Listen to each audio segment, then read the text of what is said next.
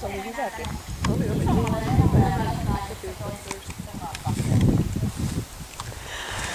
Paikoilla. Todennäköisesti johonkin suuntaan saattaa tuoda riittää sitä nyttiä, mutta toivottavasti paikoilla. Tarvittaessa voi vaihtaa talkinta toiseen käteen paneelilla paneelilla.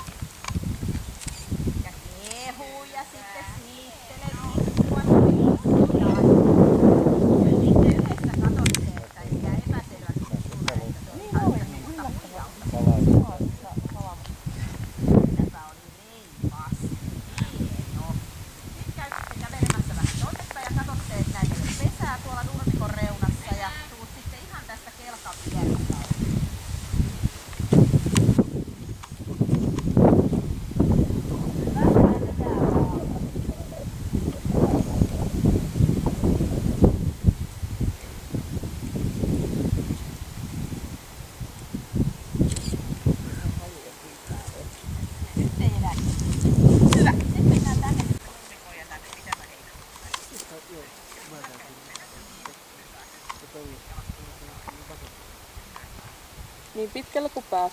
Niin pitkällä kuin pääs. Pistäni!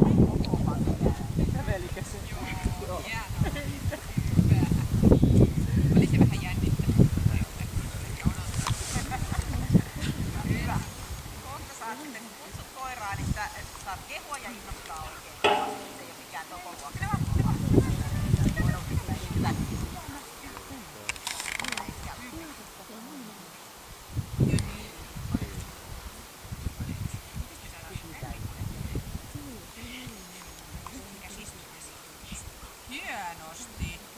Nyt ollaan väärin, ei se kai haittaa. Nyt vois kutsua sitä. Pippu, tänne!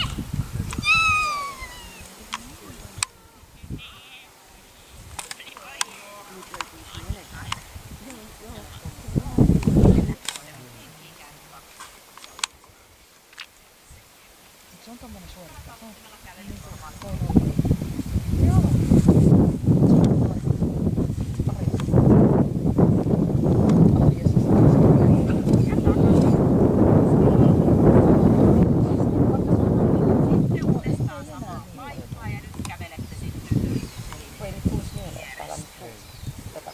Ei.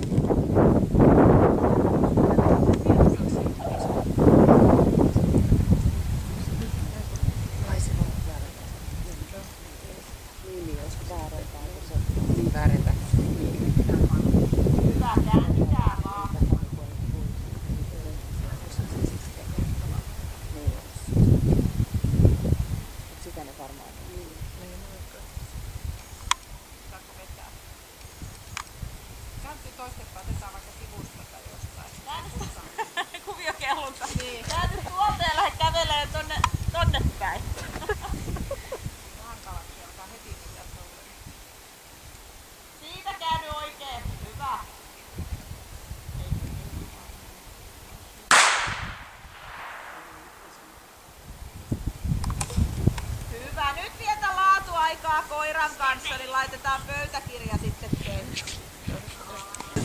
Arvosana on +1 kohtuullinen, eli ihan asiallisesti toimi näissä meidän tehtävissä, että kelkalla vähän aikaa piti fundeerata, mutta sieltä kuitenkin tultiin sitten kurkkaamaan, että mikäs mörkö tää tämmönen oli ja niin päin pois. Terävyys, arvosana +1 pieni ilman jäljelle jäävää hyökkäyshalua. Se meinas siellä jo sanoo vähän rumastikin ja sen takia mä vähän yritin lisää, mutta sitten se oli sitä mieltä, että älä nyt helkkari sentää, että minä olen ihan pieni kittityttökoira, ettei tolla lailla saa käyttäytyä ja sitten mä lopetin. Puolustushalu, niin arvosana +3, kohtuuden hillitty. Siinä se yritti kans vähän kommentoida ihan niin kuin sillä lailla pysäyttää hyökkääjän ja näin, mutta eihän nää nyt hirveän katuuskottavia tällä lailla ole, kun ajatellaan, että kuitenkin kooltaan tämmöisiä vähän pienempiä, niin niihin ei samanlaista raivoa sitten saa, vaikka ne olisi kuinka tosissaan. Sitten no saahan niihin raivoakin joo, mutta ne ei ole kuitenkaan silloinkaan sama kuin joku iso koira sitä tekee. Taisteluhalu, niin se on ihan hyvä kohtuullinen +2. Se alkuleikissä ihan alkuun näytti jopa suurelta, mutta sitten se kuitenkin kun siinä tehtiin sitä, että vähän niin kuin uhkaa tehdä, että peitetään silmiä ja tällaista, niin sen jälkeen jos se on suuri, niin kyllä se sieltä niin kuin uudestaankin vielä kestää sen.